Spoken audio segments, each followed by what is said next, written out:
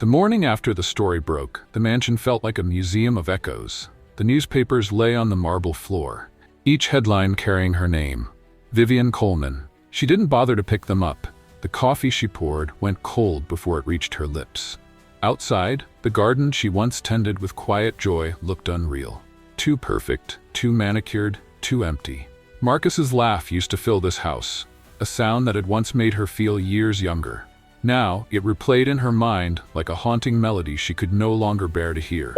The phone kept vibrating on the counter. Messages, calls, reminders that the world still had questions. But Vivian didn't.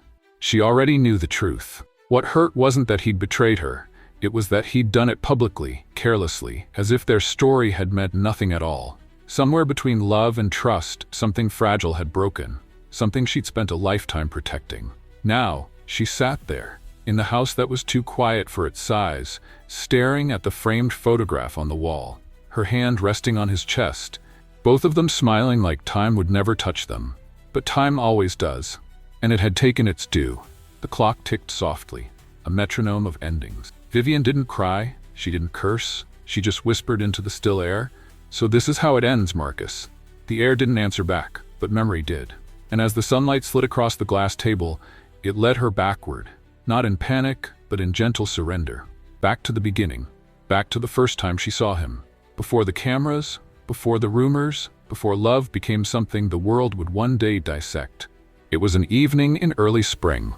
One of those corporate fundraisers Vivian had attended for decades. A sea of polished shoes, laughter that didn't always mean joy, and champagne that carried more ambition than taste. She'd been standing near the balcony, watching the city lights stretch like constellations over Manhattan, when a voice behind her said, "You're the only one here who looks like they actually see the city, not just own it."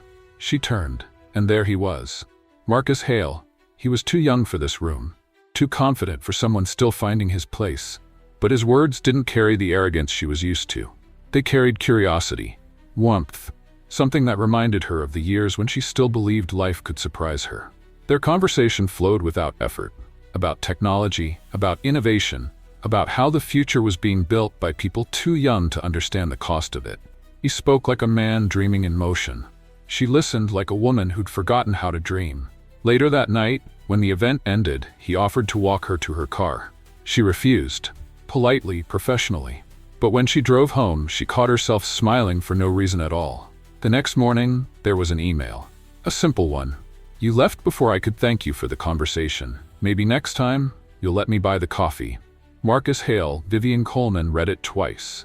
Then once more. Not because of what it said, but because of what it made her feel. And just like that, the woman who had learned to build walls for survival left a window slightly open. The first time Vivian Coleman met Marcus Hale outside a boardroom, it was at a small cafe tucked into a quiet corner of the Upper East Side. No cameras, no staff. Just two people who happened to meet again, though she suspected he'd planned it. Marcus arrived 10 minutes early. His shirt was slightly wrinkled, his hair wind-tossed, and yet there was something deliberate in the way he looked at her. Not at her company, not her power, but her. It had been years since anyone had done that. They spoke about nothing important, about how coffee always tasted better on rainy mornings, about his startup dreams that sounded too big for his age, about her father's old advice to never chase what won't walk beside you. When he laughed, it was quiet, grateful, almost reverent. "Maybe that's what I've been missing," he said. "Someone who knows how to walk beside me." She didn't answer, but something inside her shifted. That meeting became another, then another. Dinners, long walks through Central Park where no one recognized them, evenings where silence felt easier than words. For the first time in years, Vivian allowed herself to imagine life outside the constant pulse of work. Her friends noticed the change. So did her board. "You seem lighter," Gregory Pierce said during a meeting. "Whatever it is, keep it." But even Gregory couldn't have imagined what was coming. When Marcus finally reached for her hand across a restaurant table, his voice was barely above a whisper. "You make me want to build something that lasts." Vivian didn't know then that he meant his own empire. All she knew was that her heart, the one she'd guarded so carefully, had begun to trust again. And for someone like her, that was no small thing. The day their relationship went public, it wasn't because they wanted it to. A photograph, just one, taken outside a gallery opening. Vivian's hand in his smile turned toward her. That was all it took. Within 24 hours, her name trended across every platform. 61-year-old CEO in love with 29-year-old tech prodigy. The public loved a story, especially one they could misunderstand. At first, she ignored it. She'd survived market crashes, board rebellions, and public scrutiny before. But this was different. The headlines weren't about her leadership, her company, or her decades of work. They were about her age, about him, about how someone like her should have known better. Marcus handled it with unnerving calm. "Let them talk," he said. "We know what's real." And for a while, that was enough. He moved into her home quietly, one weekend when the press had grown bored.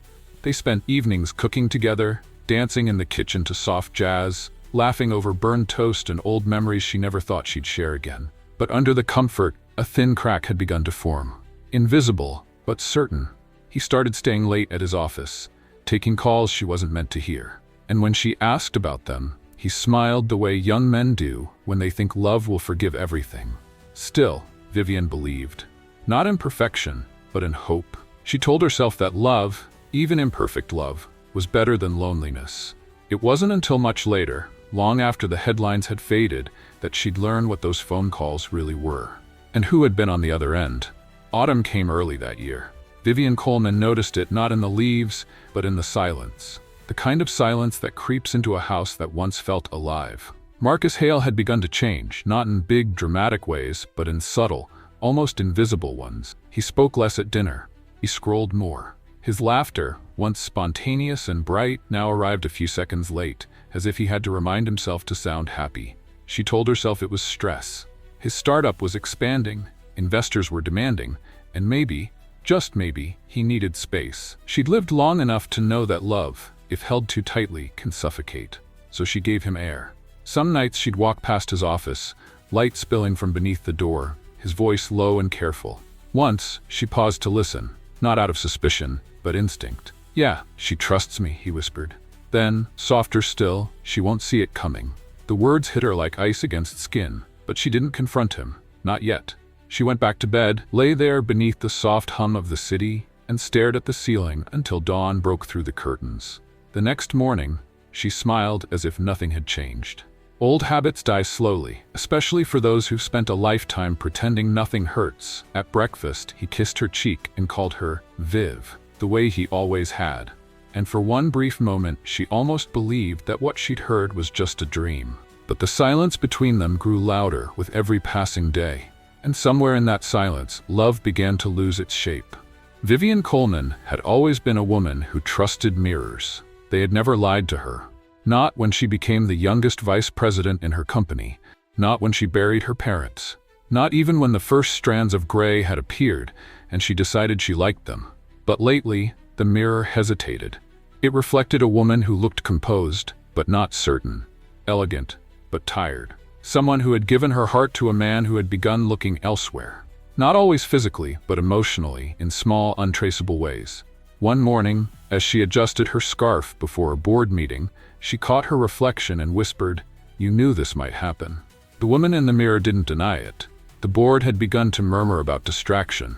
Her decisions had grown slower, her tone softer, her focus splintered.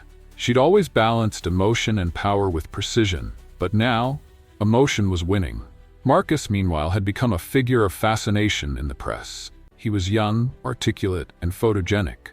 The visionary husband behind the city's most admired CEO. He smiled for cameras beside her, but in private, his smile didn't reach his eyes anymore. One night, after an exhausting event, she found him sitting on the balcony, staring at the skyline. "You ever feel trapped by what people think of you?" he asked. She nodded. "Every day." He looked at her, and for a brief second, she saw the boy she'd first met, the one who'd believed in wonder. But then his phone buzzed, and he turned away. The mirror inside her mind cracked a little more that night, not from anger, but from truth. And truth, she knew, never heals cleanly. It began with a whisper, a colleague's cautious message, a headline suggestion, buried in the digital noise of morning alerts. Vivian Coleman almost ignored it. She'd grown accustomed to seeing her name paired with Marcus Hale's in the media. The power couple, they called them. But this one was different. It didn't celebrate them.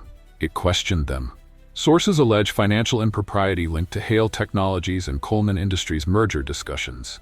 At first, she didn't believe it. Marcus had always been ambitious, yes, maybe even too much so. But deceit?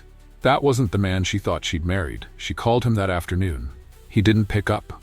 By evening, he still hadn't returned her message. By midnight, she found herself standing by the window, phone in hand, listening to the steady pulse of her own breath. When he finally walked in, the scent of another perfume followed him. Faint, elegant, nothing she wore. "Late night?" she said softly. He nodded, avoiding her eyes. "Meetings ran over?" She didn't ask more. She just turned toward the window again, whispering, "Marcus, tell me this isn't what it looks like." He didn't answer. In that silence, she felt the kind of stillness that comes before a storm. Heavy, electric, inevitable. The next morning, her assistant, Lila, entered her office pale and shaking. "Vivian, you need to see this." It was a photograph, Marcus at dinner with a young woman from his marketing team. His hand rested over hers. The image wasn't scandalous by design. It was scandalous because it was gentle. It looked like love. Vivian closed the laptop slowly, as though by doing so she could unsee it. But there's no unseeing the moment you stop being loved. By dawn, the story had spread beyond control. News anchors spoke her name with rehearsed concern, social media dissected their age difference again, and talk shows framed her heartbreak as entertainment. The 61-year-old CEO who loved too boldly. The 29-year-old tech star who outgrew her. It was cruel, predictable, and yet it still broke her. Vivian Coleman sat in her office, blinds half drawn, the city humming beneath her like nothing had changed. Gregory Pierce came to see her. Gray suit, steady voice, compassion she wasn't ready to accept. "You don't have to face this alone," he said. She looked up, her expression calm but hollow. "I've been alone for a long time, Gregory. I just didn't know it." The board demanded explanations. Investors panicked. Marcus vanished for 2 days. When he finally appeared at her door, he looked exhausted, or maybe just cornered. "I never meant for this to happen," he said. She studied him carefully, the way one studies a stranger who looks familiar. "Then why did you let it?" He had no answer. Outside, cameras waited like vultures. Every movement she made became a headline. Every silence became a theory. But inside, Vivian didn't feel anger. She felt something quieter. Grief for the life she thought they'd share, for the version of herself who'd believed love could defy logic. That night, she stood before the mirror again. The woman looking back at her no longer hesitated. "I survived worse," she whispered. "I'll survive this too." And in that quiet reflection, something in her began to shift. Not forgiveness, not yet, but strength. The kind that comes only when there's nothing left to lose. The house no longer felt like home. Every corner carried his shadow. Every object seemed to hum with the memory of him. The books he never finished, the tie he left draped across a chair, the scent of cologne that lingered like a question she hadn't yet answered. Marcus Hale had been avoiding her. Not physically, he still came home. But his presence was hollow, like a man rehearsing affection rather than living it. One evening, she found him on the balcony again, the same place where so many of their early conversations had happened. He was staring at the skyline, but this time he wasn't admiring it. He was running from it. "Marcus," she said softly, "you don't have to lie anymore." He turned, startled. For a second, the boyish charm flickered back, that familiar smile that had once disarmed her. "I never lied," he said too quickly. Vivian stepped closer. "Then tell me, who is she? The woman in those photos?" Silence, then a sigh. "It's not what you think," he whispered. "It started as work. Strategy meetings, brand consulting. She just understood the vision. She made me feel seen." The words were knives, wrapped in excuses. Vivian didn't raise her voice. She never did. "She made you feel young," she said quietly. "That's what you mean." He looked away, shame pulling at his features. "You think I planned this?" "I think," she said, her voice steady, "you planned to use me until you didn't need me."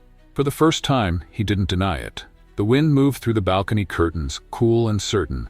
Vivian turned away, her voice calm, almost detached. "I'll have my lawyers handle the rest." Marcus reached for her arm. "Vivian, please." She stepped back, gently with grace that had taken 61 years to master.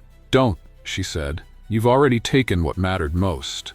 He watched her walk away, realizing too late that the headlines hadn't ended her. They had only exposed him. When Vivian Coleman returned to work, whispers followed her like perfume. But she didn't shrink. She entered the boardroom the same way she had the first time 30 years ago. Spine straight, gaze steady, heels clicking like punctuation against the marble floor. The men around the table looked uneasy. Some were sympathetic, others saw opportunity. The scandal had rattled investors, and a motion to question her leadership had already circulated. Gregory Pierce sat beside her, his calm presence like an anchor. "Let them speak first," he murmured. They did. One by one, board members voiced concern about optics, about trust, about how personal decisions had bled into corporate vulnerability. Vivian listened. Every word, every half-formed judgment. When they finished, she folded her hands, her voice quiet but unshakable. "You're right," she said. "I made a personal mistake. I believed in someone who didn't deserve it, but don't confuse that with weakness." The room fell silent. She continued. "I built this company when most of you were still learning to read balance sheets. I weathered recessions, lawsuits, and losses you couldn't imagine. I may have lost a man, but I haven't lost myself." Gregory's eyes softened. For the first time in weeks, he saw the woman he'd always known, the leader who had built an empire not from luck, but from discipline and faith. By the end of the meeting, the vote to remove her had been postponed indefinitely. Outside, reporters still waited. Cameras still flashed. But this time, when she walked past them, she didn't flinch. That night, she poured herself a glass of wine and sat by the fire. The silence no longer hurt. It healed, because in it, she could finally hear her own heartbeat. Steady, unbroken, free. Weeks passed. Winter found its way into the city, not with fury, but with a soft, gray calm that seemed to match the rhythm of her days. Vivian Coleman had grown quieter, not smaller. Her work consumed her hours again, but this time it was different. She no longer worked to build something for someone else's admiration. She worked to remember who she'd always been, before Marcus Hale, before the noise, before the ache. Then one morning, a letter arrived. No return address, but the handwriting was unmistakable. Marcus, she stood by her window, holding the envelope in her hand, unsure if she wanted to open it. Part of her feared that inside it would be excuses, the kind of words meant to sound like apology but built to beg for forgiveness. Still, she opened it. "Vivian," it began, "I've lost everything I thought I wanted. You were right. I didn't understand what love costs until I spent it carelessly. The papers have turned on me. Investors have left. I've become the man I swore I'd never be. Someone defined by what he took from others." He'd written of regret, of loneliness, of a hollow kind of freedom that felt more like exile than escape.